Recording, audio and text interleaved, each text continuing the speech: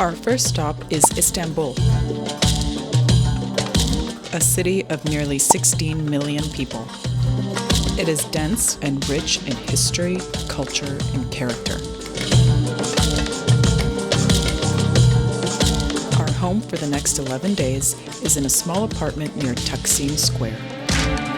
Taksim Square is a bustling district on the European side of Istanbul.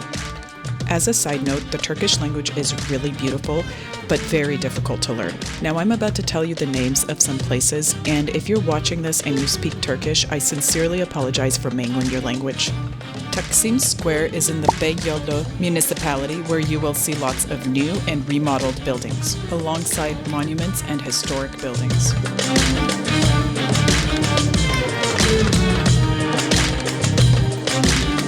Taksim Square is crowded just like anywhere else in Istanbul, but it is actually less busy and quieter than the Eminönü district that is across the Galata Bridge. We're just heading out to breakfast now. There's this little cafe near the AirBnB where we're staying. Planning on having a Turkish breakfast and some tea and coffee.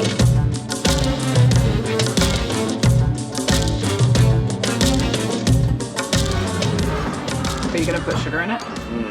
No, that is very good tea. It's a little naturally sweet, so it doesn't even really need sugar.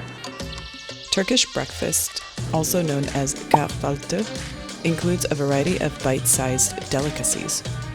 Generally, a Turkish breakfast is comprised of black and green olives, cucumbers, tomatoes, cured meats, eggs, a variety of cheeses, fresh baked bread, fruit preserves and jams, honey, and sweet butter. We just finished having breakfast. Now we're on our way to the Galata Tower. And then from there, we're gonna be crossing a bridge that a lot of people fish off of on the way to the Blue Mosque. Before we came here, we heard that roads are narrow and traffic can be very heavy, especially during rush hour. So we opted to walk and use the metro.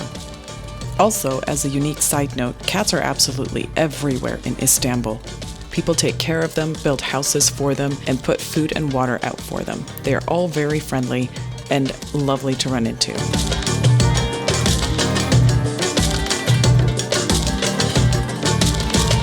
We got here to the Galata Tower. However, unfortunately, it is under construction. So you can enjoy some stock footage of what the tower would actually look like. You will see water faucets throughout the city that were once a means of water delivery. Turkish dessert shops are all around town where you can find sweet treats, spices, and teas.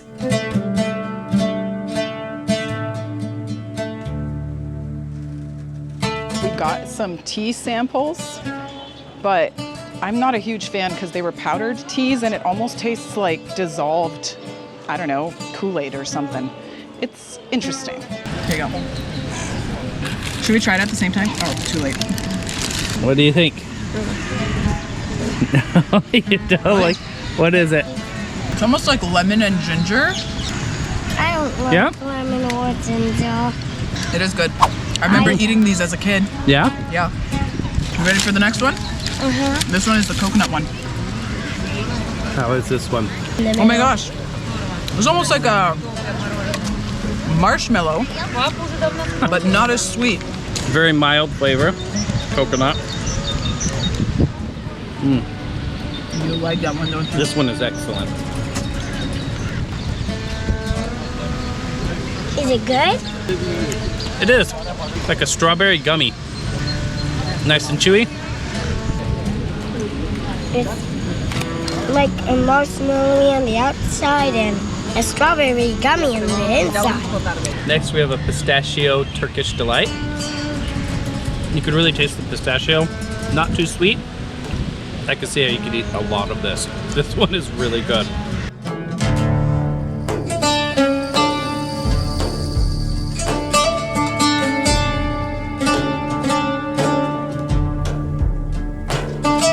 Galata Bridge is one of 5 bridges that connects the newer to the older districts of the city.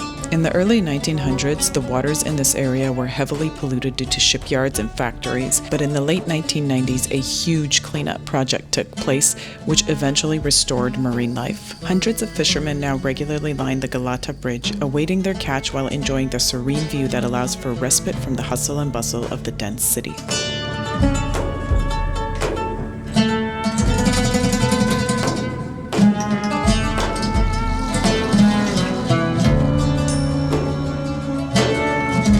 We just crossed the Galata Bridge and stopped for a little snack, and now we're making our way to the Blue Mosque.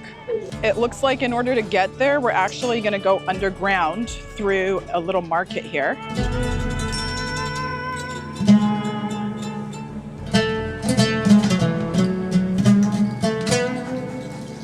I have to say, crossing the street here is like controlled chaos. It's like nobody really knows what's going on, and at the same time, it just works somehow. The swarming streets seem chaotic at first, but everywhere you look, the echoes of Byzantium, the whispers of Constantinople ring, and time seems to slow down, if even just for a few moments.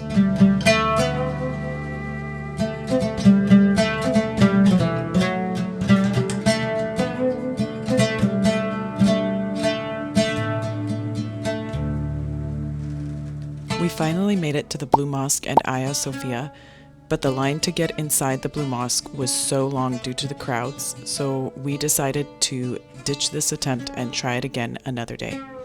This was at 2:30 in the afternoon, so we definitely learned the hard way that if you want to visit these sites, make sure to go in the morning as soon as they open. So we took the metro back to our Airbnb, or at least attempted to, but we missed the station where we were supposed to get off. We are off the metro now and trying to figure out how to get back. Public transportation in Istanbul is actually pretty easy to figure out once you've done it a couple of times. It's super handy to have a good data plan for when you're traveling, and for that reason we use Tello and Airelo, which I will link in the description.